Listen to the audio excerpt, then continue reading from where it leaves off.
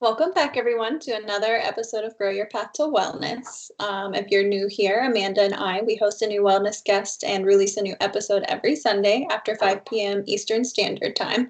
So be sure to subscribe and follow us so you don't miss out on the latest episodes. And last week, we welcomed back Lisa Schaefer. So she came back for our second episode of our Trauma and Chakra Healing series. That's such a mouthful, I feel like, that name. But this past week, we covered everything in regards to the sacral chakra. So if you missed that one, make sure you go back and tune back in. And then Lisa will be back and we'll keep going through all 7 of the chakras with her. This week, we're switching gears back to our other running series, our Mandown Men's Mental Health series. That means we're welcoming back Tommy Costura and then bringing with him, he brought with him his friend Dustin Vowell. So welcome back, Tom, and welcome to you, Dustin. Nice to be here. So I'm gonna let Dustin go ahead and introduce himself a bit here, but Dustin's actually my brother, Kelsey. This is bringing some family to the show. Sorry, he said being a speech, so I should have definitely clarified first. Oh, it's okay, no problem. We're gonna, switch it up a bit. Dustin's coming from a pretty interesting background. I think he's gonna bring a side angle to some of the things we've done so far. His unique experiences in the life he lives in his career path and the role he plays, plus things he's gone through in his life. Whatever he's up to talking about today. I'm hoping we could really shine some new light on this topic. So with that, Dustin, why don't you go ahead and introduce yourself? Tell us about yourself. I'm Dustin Vowell. Like Tommy said, I'm his younger brother. My career path led me to become a police officer with the city of Cleveland. I'm currently a detective in one of our major crime units, sex crimes and child abuse unit. I've been doing that for going on 2 years, and I've been with the department for close to 9 years. It's wild, man. Time flies. It's almost like I can't believe it's almost been 10 years since seeing little brother put the badge on, man. Almost wow. Well, you just got that promotion in my head. What? It was, 2 years? 2019. So why don't we dive in there, Dustin? Why don't you talk about some of that if you're up for it? That's got to bring some tough challenges that you take home with you. Things that you got to deal with, things that you have to see, things that, the stressors and the responsibilities. I mean, you're out here protecting the community. You're dealing with a lot of stuff. You have, throughout your career so far. I mean, and there's things that I know about, but I'm sure there's a lot most people don't know about. And you don't necessarily have to go in depth if you're not comfortable, but talk about what that's like, managing your mental health through all that. Well, I will say that I was blind to the mental health aspect of things, being a man and being a police officer. That those things are frowned upon and not really talked about because we have a serious job to do and we always have to have our game face on and we can't let anything derail us or bring us down in a situation. We have to keep the same face and be the guiding light at times or be the bad person at times, depending on the situation. And we can't express any of that. For me in my new position, it took some time. It took some honestly arguments with my wife and really me to sit down and look and see just how much it was playing with my mental health and with my just everyday thoughts.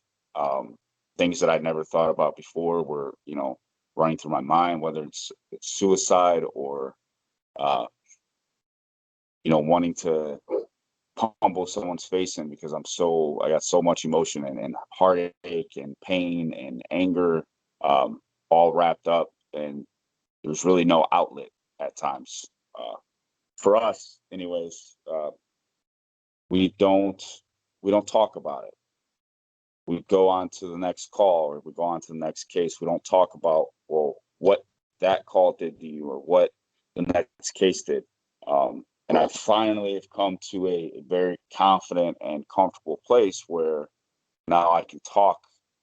If one of my cases is really affecting me, I can explain that to not just my wife, but friends, family, and work out that darkness that's inside and try to better my mental health in the long run. But the cases really affect, depending, sex abuse and child abuse ranges from something so little as a mom just hitting a baby on the butt and it's child abuse to, something more serious. And we have to look at it. We have to interview these clients of ours and help them on their journey to getting better.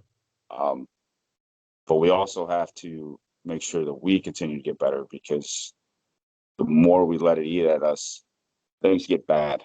I don't know if you guys know this, but suicide among police officers is one of the highest in professional people. Divorce is one of the highest things for police officers, and that's something that we don't think about. We don't think about the toll that everything that we do on a daily takes on us. So I'm glad you invited me on, because I came to this new awakening and understanding that there's a lot of things that I need to take care of, so I can better serve the people that are asking me for help. Dustin, I so appreciate you sharing that. And when you start to talk, we talk about it a lot in our field as like secondary trauma. And I'm not sure if that's talked about at all in your profession, No. But coming from a mental health perspective, we kind of know what we're going into, and we know that we have to take care of ourselves. And I just wonder, what does that systemically look like as far as support for you? You kind of mentioned like it's not encouraged and you're supposed to just kind of like pull yourself up and move on to the next case. Do you see that changing at all? Is there anything within the departments that they're offering? Not to cut you off, I think that they are trying. We do have more open-minded leadership coming into positions that will help make those changes, just like with anything else. But like anything else, it's going to take time. I think, and I've made suggestions to other people of what I think would help us. I know it would help me personally. Like when we deal with something very traumatic, there's no, hey, let's go sit down and let's go talk with the doc. You have to go see the doc this many times. They have to sign off, making sure you're okay to come back. We don't have that in place unless it's an officer involved shooting type situation. They don't think the everyday calls or the caseload or the case you just dealt with the other day is going to affect you in that same manner. So they don't do anything with it. But I think the people that are getting paid way more than me are starting to come to the realization that we need it. We've had unfortunately, a lot of suicides in our department within the last 3 years.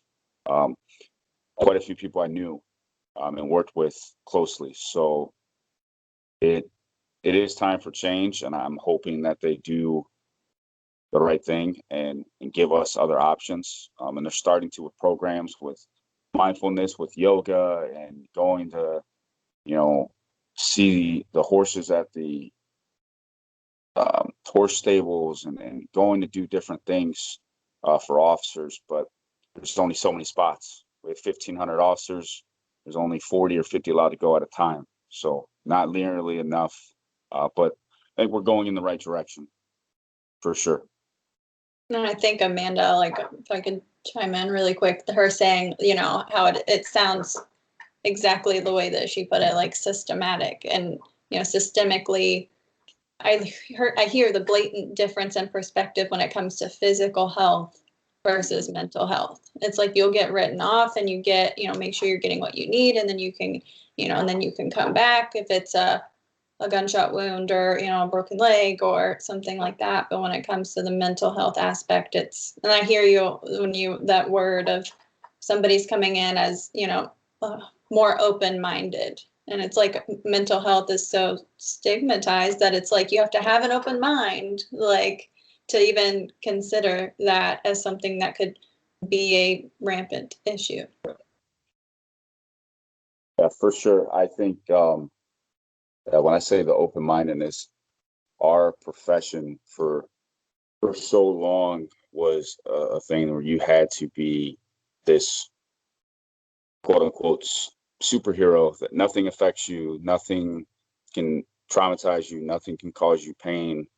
I mean, I joked about it. I was hit by a car on duty 4 years ago, and I joked about it. It's like, oh, they didn't cause that much damage because I'm Captain America. They can't hurt Captain America. But realistically, I had not just physical trauma, but I had a lot of emotional and mental trauma from that it took me a while to face it and deal with it. And I didn't know how to deal with it. So I'm glad I'm at where I'm currently at, and looking forward to the progression.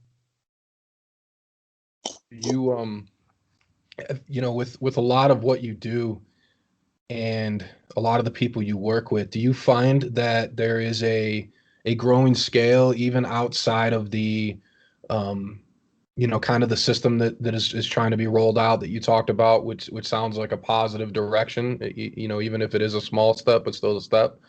Do you see that are you seeing more or less or about the same over your 9 years of service of the people you serve with talking more to each other about it? Like, is there some internal recognition of this? Is there some, is anything breaking open there? I'm just curious. Yeah, I think with I mean, obviously can't speak for the whole department, but with the district I was in, the specialized unit I was in out there, and then where I'm at currently, there's more, I say, the older guard is starting to leave. The old way of thinking is starting to leave, and more people that are my age or younger or a couple years older are starting to see that they need to focus on their mental health, not just their physical, and that we need to talk about it. I know in our unit, I mean, a way to kind of mask the trauma and the pain that we deal with is cracking jokes with each other and saying things that we normally wouldn't say, but we say it because that's our way to deal with what we're dealing with. But a group, couple people in our unit do talk, and we discuss things. We'll meet up, go out to lunch at work and just discuss, hey, this is going on with this case, and it's kind of a lot for me to deal with, and express what is going on, and mentally or physically, whatever the case may be, and open it up to each other more instead of just, oh, it's just another day. Oh, well, it's just another case. It's this. There's more communication. I think it's going to take a long time for everyone to openly say, hey, I'm mentally effed up right now. I just need to talk.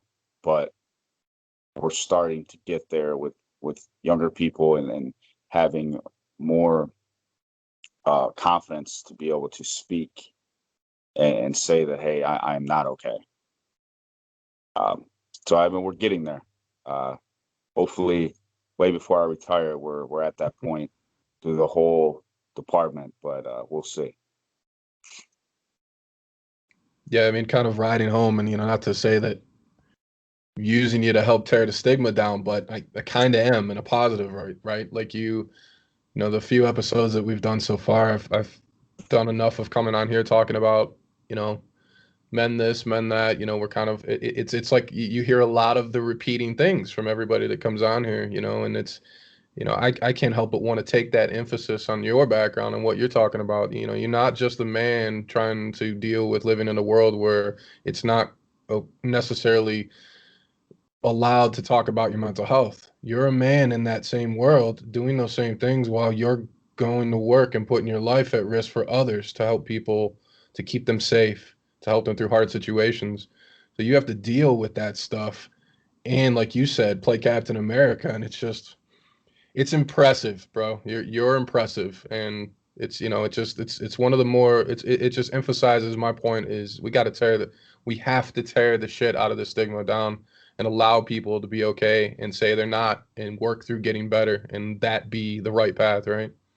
Yeah, for sure. I actually this weekend, I had my little get together.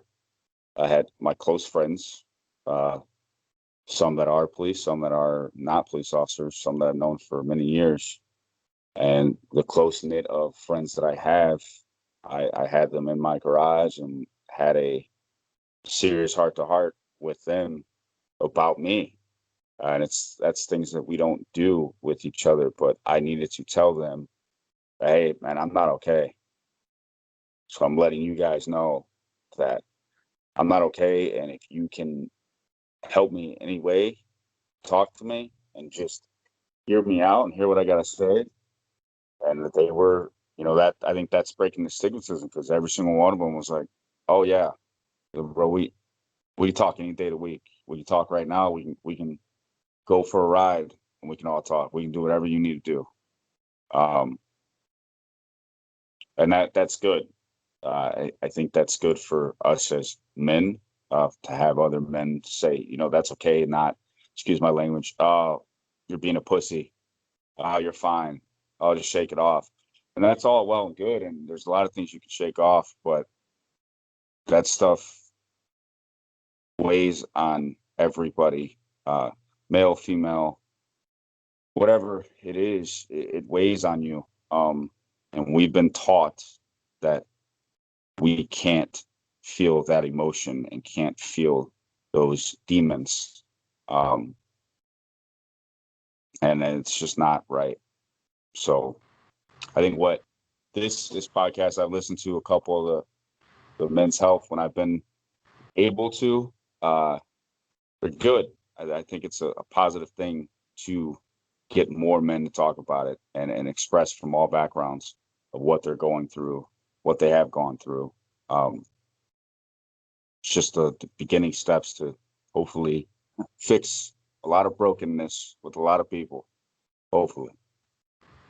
Dustin, can I ask, like, even just, like in my therapeutic work, but then also with my own like friends and family, oftentimes I'll say like, oh, like, do you ever talk to your buddies about how you're feeling? And they're like, yeah, no, not really. It's usually just like, yeah, that shit happens, and then we move on to the game or whatever. Do you feel like, I don't know, this is kind of like a two-part question. Is it that there's like this anticipatory anxiety of even like bringing it up because you feel like you'll get shut down so you don't bother, or is that the actual response? Because it sounded like you had a really good response from your people. I think I can't speak on everyone or every guy when they go to try to talk to their friends. For me, it was part of it of, well, nothing's wrong. I'm stressed. I'm just stressed. And part of it is, well, what are they going to think? What are they going to say about me? Are they going to think I'm weak now because I'm not okay? So I mean, it's all of the above. I think a little bit, and sometimes it is when you want to talk to your boys, and it's oh man, the game's on. Oh man, did you see the score of this? I'll check this out because we're guys, and that's what we do. Because we're afraid to be vulnerable and open up to having someone understand who exactly we are and what we're actually going through. So fortunately for me, I had a really good response, and I broke down a little bit when I was telling them and explaining what I was going through. And my buddy Lavelle, he's been there for a long time, and he fucking put his arm around me. He said, "Bro, I'm not going nowhere. Whatever you need, I'm here." And that meant the world. That made it feel okay. Now it's not just my wife telling me, "Hey, talk to me." I'm here for you. It's friends and other family that are, hey, no, we're gonna go through this together, and whatever you need, whatever you need to talk about, whatever you need to scream about, cry about, I'm here to listen. So it was a big deal for me, for sure. I heard like a double layer of vulnerability when you were sharing that experience with us, because I heard you say, like, not only did I sit them down and I was vulnerable in the aspect of I was telling them what exactly I was going through and what I felt like I was dealing with, but I also heard you say another layer, which I don't know always follows up after that, is I asked them if they could help me. And you were, in whatever way that they're capable of, but I heard you say that, like, I asked them, like, if you guys could help me, that would, mean the world to me. It's one thing to acknowledge, like, man, I'm really struggling, and, using those safe kind of armored ways of saying that, but then following it up with, and I'm not a man, but as a man, we've been noticing that theme of, like, actually asking for that help from them. Yeah. That was a big deal, and I was scared to death. Scared to death they might laugh, or scared to death for, they'll say something and say something stupid, just to break the ice a little bit and kind of calm the conversation. But they were all ears and let me get everything out that I needed to say before any of them said anything. So it's very appreciative of that. We've been taking a lot of the stuff that's been talked about, and it's interesting, right? Because we get on the show and you ladies provide this platform to have this conversation, and we're all just people out here kind of going through this, and I find it interesting because we go through this, me personally, and I try to take something away out of each one of these and try to think about how we move forward. And this piece of the conversation brings up something very interesting to me. Like, Dustin, you had mentioned talking to your wife, like, it's different, right? It's not this bad. It's not that it's negative in any way, but it is different versus those rare moments where you're accepted by your fellow man, another man in your life that you're meant to stay bold and brazen around and always kind of be stout and be ready to go, be stoic. But there is, and that's something I don't think I've ever vocally said, but I guess I felt it. There's something powerful about being accepted in your group and with the people that you love in that way, because that's not easy to do when we're men. Like, we're always, and it's funny because even though I think that, and there's a few people in my life that I've gone through and talked about, even you, I've even had conversations with you, we still hesitate, don't we? Mm-hmm. Like, we still, even though like you said with Lavelle, and you're close, and it's you're not going to be shaky, I don't believe, because your guys' bond is so tight, right? But there's still a hesitation, and there probably will be the next time, and thinking about that now, it's like, how the hell do we tackle that? Like, what is it? What is holding us back even once we break down that wall? Why do the bricks come back up? Maybe they're softer. Maybe it's just a clay wall and not a stone wall anymore, but why do they go back up? Like, it's interesting, Yeah, it's, for me, the next day I reached out to the guys that I talked to, and I had a long conversation with Lavelle through text, and just explained in more details. Like, I explained it last night, but really, I'm like, I need you to know that I'm not okay. And if you think I'm not okay, then you're probably right. If you think that there's something going on, you're probably right. And if I can't reach out for whatever reason, if I don't hesitate to do whatever, just call me, reach out to me, whatever. Because I still have to work through that. I still have to say, hey man, I need you to come over right now, or I need to meet up right now. I need to talk to you. And I've done it sometimes, but getting to that point, to being comfortable and completely vulnerable to say, hey, I need you, man, is something that is going to, for me, it's going to take a while, but I know I'm getting there. But it's something that everyone needs to be able to do.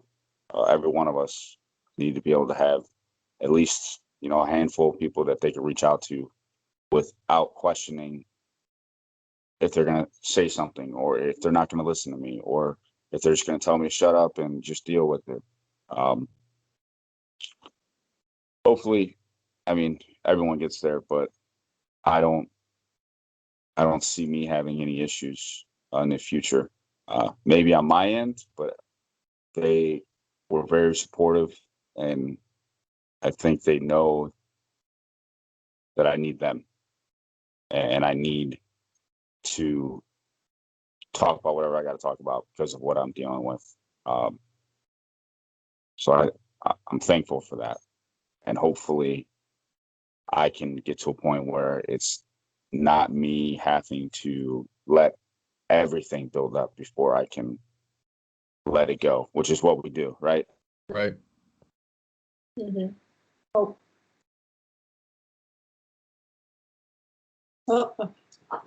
Oh. As men, I think we let emotions build up, whether it's sad, happy, angry, whatever. It all builds up and builds up and builds up, and then we release it all at one time. And that is not healthy whatsoever. That is plagued me for a long time with anger, with sadness, and it shouldn't be that way.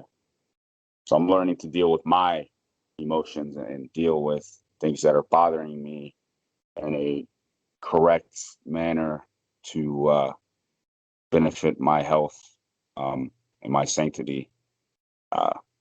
So work in progress, slow work in progress. It always will be, right? Yeah, for sure. It's never a done product. It's constantly growing and evolving. So, but I'm happy where I'm at. I'm happy that my wife knows now everything that I've been feeling. Obviously, not the great details of things that I've seen, but of where it's put me. And she knows that there's some days where talking to you is great, love you to death, but talking to my boys or my brothers, like that might help me a little bit more. So at a good point. I'm just gonna keep rambling because I'm happy. I'm at a good point. Future's looking better than days ago, weeks ago, months ago. So I'm happy. I love that. Something that hit me heavy, and again, I can't speak for, but it came across, and we know with stigma comes shame. And it's like, I feel like outside looking in, like an observer, it has to feel like I have this internalized shame because I'm struggling. And then it can hold us back from reaching out to those people around us out of fear that they'll just confirm the shame instead of validating me or seeing me or hearing me. And I could be, off base, but I felt myself want to go like this. It felt like really heavy shame for like human experience, but our society puts that shame with that stigma. Yeah, I agree. I didn't want to talk about it. I mean, I know my brother is very open to things that he's dealt with and his mental health and talking about it, and he's very honest about it. And it took me a long time because I'm the alpha, I'm the superhero, I'm the nothing can break me, nothing can phase me, I'm invincible. But superheroes are weak sometimes, and they have vulnerabilities. So this is just one of them that now I have to face head on and know that I need the help. So if people are willing to help and talk to me and let me talk and let me explain whether they don't agree that it's a big deal or not, it's definitely a benefit. So it took way too damn long to do it, but I'm here now, so we'll see. Dustin, I'm all mind body focused, and I was doing a training last week on and one of the sections of it was men's mental health, and one of the parts they were talking about is that oftentimes men their mental health shows up in the doctor's office with like a health condition. So I was just wondering if you noticed, like I know you talked about anger and sadness and like hitting that breaking point where you realize you finally needed to talk about it, but did you ever notice any physical connections? Uh, for I would say the past 5, 6 months, I could sleep for 24 hours and still feel like I didn't sleep 1 minute. Um, my body physically was drained. I felt weak. I didn't feel my normal self. Um, had more pain. Like I obviously I've said already I was hit by a car and I've had other injuries on the job, but uh, everything. I don't. Everyone's like, "Oh, you're getting older." I don't contribute to that because I take care of my body. I work out. I don't eat crap.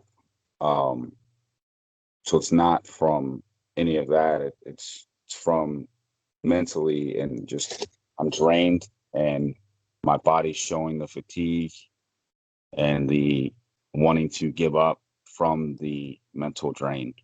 Um, so yeah, but since I've talked and keep talking about it and expressing things that I'm going through, I feel I'll say me and my wife had a 4 a.m. up to 4 a.m.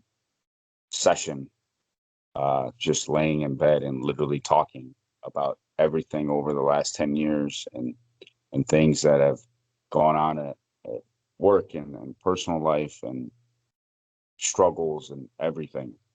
And after that couple-hour conversation at 4 in the morning, I was dead tired, had to be at work at 8, but I woke up and it felt like the world was just knocked into another universe. And I just relieved. Yeah. Felt great. I didn't get much sleep, but felt great. Was ready to start my day, ready to go in and knock stuff out at work, handle what I got to handle.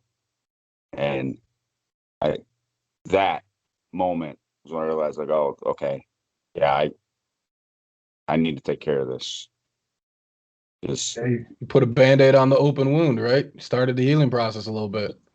yeah, it was definitely a big eye opener for me, to feel just that pressure just go away, um, and to let her in just a little bit more of what I'm going through, and it was okay.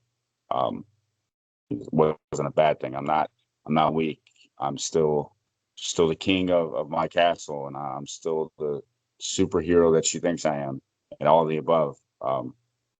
I just am vulnerable, and I need help sometimes too. So it was crazy. I couldn't even explain it how crazy that feeling was the next morning. Like a giant weight lifted, pressure It off the it chest. literally it literally felt like I just swung a bat and hit the world across the universe, and I didn't have any of that holding over me anymore. It was crazy. And I love that you said, like, again, the shame, because you were worried that there was gonna be some level of shame, like, I'm weak, you don't see me as a man or your husband or capable to provide or whatever those things that were going through your head, I'm sure. And just from like my personal perspective, I've vocalized to Tommy, like when you are vulnerable and when you can communicate in those ways, it makes you even more of a superhero to me. Like it makes you look even stronger to me and more attracted because you're opening up and you're connecting on such a deeper level. Yeah. Yeah, and it's interesting too, because I don't know if it's like, I try to, like you said, thinking about when we talk about some of this stuff and it comes up. I don't know if it's necessarily tied back all to just how I was raised, right? Or how we were raised or how men are raised. I do believe there's a large wave of influence there, but there's just this ingrained thing, from evolution or whatever has taken place over time to where when you say those things, right? Like where it actually draws you to me if I'm vulnerable to you, right? That's where the Dustin mentioned, like sometimes you need the male approval. You need your peer approval, like on that level, because that's where the worry is. right? That's where the concern is. That's where like, hey, I'm hurting. I know I can talk to my wife or my significant other. I know that they're going to take me in and guide me, be there with me and help me. But I need to know that it's also safe to leave the house.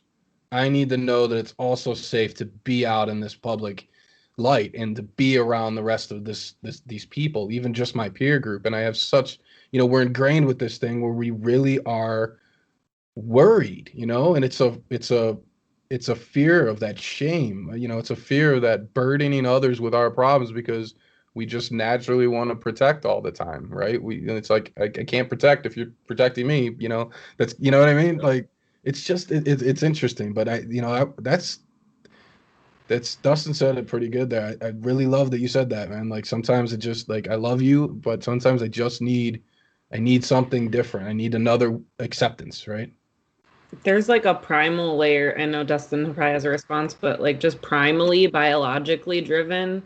Um, it's in us, like you said, it's not just how you're socialized or raised, but it's in us primally because way back when we were hunters and gatherers and had to fend for food and stay with our pack to stay warm and stay alive, you didn't want to do anything to get kicked out of the pack because you die. You can't be alone because you can't fend for yourself out there. So it really is like primally in our DNA. Yeah, and I think there's some level of acceptance we got to give ourselves there too, right? Like we're only a few hundred years past that. Like on an evolutionary scale, we're not very far from that egg, So it kind of makes sense that we're dealing with this, but it also, considering the way that we've advanced in our society with everything, with the way technology works, with the way the world is working, and the way everything. I mean, we're exploring the secrets of the universe at this point. We exponentially grow. So that's why it's like, I hope you're confident, Dustin, because I think you should be, man. I really think you should be. Like we're opening and planting those seeds, and if we take that influence of, hey, we're here because of evolution, we have to also assume that we are planting the seeds for the future evolution, and that this is the spot for exponential growth. And hopefully, within a decade or two, this won't even be a thing anymore for the next couple generations coming up, right? Oh, for sure. I think there's, I won't say an awakening, but more people are realizing um, with with suicides and everything else that have gone up over the years, and they are going up, especially in my line of work. That we all need help. We all are weak, and we all feel like we are below the scum of the earth at times. And whatever the background, whatever the reasoning you are feeling that way, it's not okay. And we need to get to a place where it is okay to speak about it and say, hey, I am damaged, and this is why I'm damaged. This is what is going on in my head. These demons are constantly in my head, and bad thoughts are coming in my head. I Yeah, evolution. I mean, I think we can get to that point and bring it to a point where it's not looked at as whatever craziness that old school way of thinking people think, uh, that is okay to talk about your mental health, no matter who you are, and to get that taken care of so you can live a happier, better life. Your family can live a happier, better life. Um, and we grow old. I mean, that's the goal, right? It's to grow old and to see generations grow up, and to witness that, to witness your life expand, and kids and grandkids and great grandkids, whatever it is. Um, that's our goal in life. That's the success story, right? I want to be 90 some years old, getting yelled at by my wife because I don't have my hearing aid in and I'm not listening to her. And I'm watching great grandkids run around. Like that's what I want. So for me to do that, I got to focus more on me and making sure that I'm good. and making sure the demons aren't louder than the, positive voices and the positive influences. So, yeah. Something that's kind of like, sorry to cut you off. No, you're okay. Something that was kind of coming together as you were talking, and sorry, the dog's drinking water, is that it's not a moral failure. And I actually had a client earlier that was talking about like their parents not understanding their trauma responses and completely invalidating in them and just saying, you just need to move on and we just need you to do this. And I just kind of had to like internally laugh a little bit and then explain to them why that was happening, was because if you had a physical health condition like a diabetes, like a heart disease, right, like there would be no question about why you were having the symptoms you were having. So our emotional health is just as crucial as any level of our physical health. And so it's not like I want to do this, I have to do this, it's good for us, it's destigmatizing. It is literally crucial for our physical survival. I think it's more crucial than everything else, because if you're not right mentally, things start just going down the drain and your body starts breaking down, and because you don't, you're fighting that will to want to get better and that will to want to live. And if you stop having that will to want to live, then the body follows what the mind wants to do and it starts breaking down and things start happening. So there was a song, there's an artist that I am probably a fanboy for more than any artist, and he's got a song, and his buddy that's on the record makes a statement, and it's, whether you believe in a higher power, whatever the case may be, but he says, I've been talking to God, but he isn't listening, but my demons are always here and they're always listening. And the song's called Church, and it's literally talking about addiction, about mental health, everything else. And that song, the first time I heard that song, I literally cried in my truck for 2 hours, because that's literally in a way of how it is. All the good things that happened through my life, from my marriage to my dogs and to my family to everything, my accomplishments, with work and outside of work, none of that mattered because of all the darkness that was just influenced my train of thought and my ideas of what was reality and what wasn't, and what, if I was better off here or not here. But that's changing, and I'm glad that's changing. Took me way too long, but I am glad that's changing. And I don't know, if you ever want to listen to it, I would definitely check that song out, because it is speaks. It's a really deep song that if people actually listen to it, they probably might take something from it and understand. Who's the artist? Tom McDonald. He released a rock album. It was on his rock album, and it was completely different than anything he's ever done. And that song it hit different for me. Ooh, he looks fun. He's what? I Googled him. He looks fun. He is very controversial and says a lot of crazy things that some people don't like, some people like. But that song, he's got a lot of songs that are really good, but that song it was completely different than his normal. And I listen to it every day. If I'm starting to feel like, oh, today's a little rough, I'll put my headphones on at work and just listen to it and think to myself and really collect myself, and then go home and have a conversation if I need to, or go to my sergeant. My sergeant is one of my closest friends. We went to the academy together, worked together on the road, and he goes through the same stuff.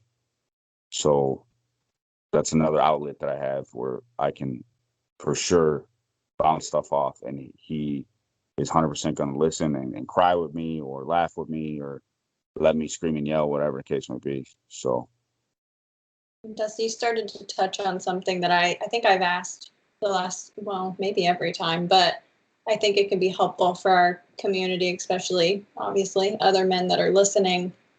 If you have it, and you can only speak for yourself, I understand that, but things that tell you that you need support, or I heard you kind of say, like, if I could tell that things were starting to get rough, or do you now know warning signs or things that tell you, like, and to help with that, decreasing that bottling up effect of those things? I would say I start slowly getting the smallest, tiniest little thing that is minute and does not mean anything, whether it's my wife does it or coworker does it or someone else does it. It triggers like an insane amount of anger inside and frustration and like I feel like venom cartridge are fighting inside my brain at that time. And then I'll start feeling like, oh, maybe I fucked something up. Excuse my language. Or maybe, well, wife didn't text me back yet, and we usually talk around this time. She'll call me or I call her. She didn't text me back yet. Oh, what did I do to piss her off? What did I say? How did I mess up? And I started second guessing myself, and I started second guessing myself at work. And, well, did I do the right thing? Did I do this correctly? Am I good enough? I mean, I've always fought with that. Am I good enough? Since a young age, always comparing, am I as good as my other brother? That stuck with me. So everything I've done since then, I got to make sure that I'm the best. If I'm not the best, I'm good. Well, that's not good enough. That's not right. I gotta be better. I gotta make sure that I'm the guy.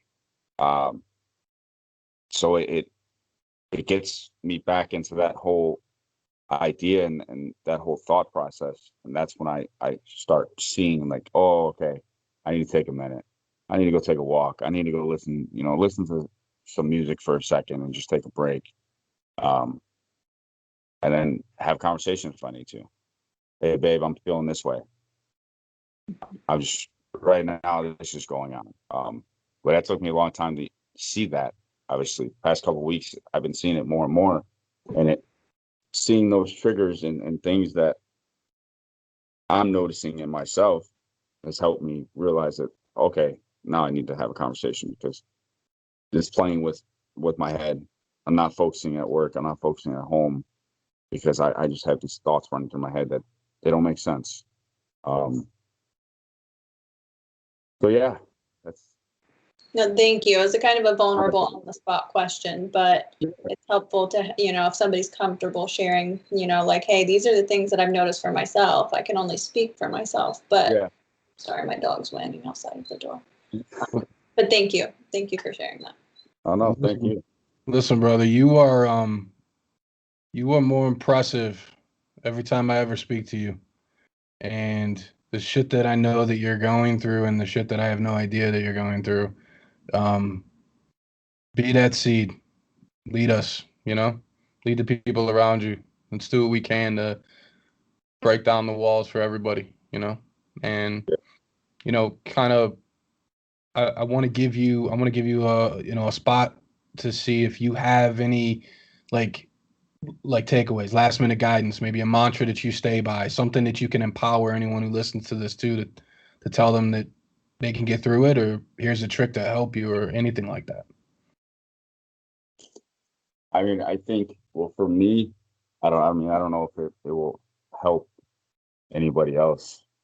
But for me, it's literally, like I said before, when I start feeling those things and I feel like I'm nothing, I have to look back on everything I've done so far and where I am,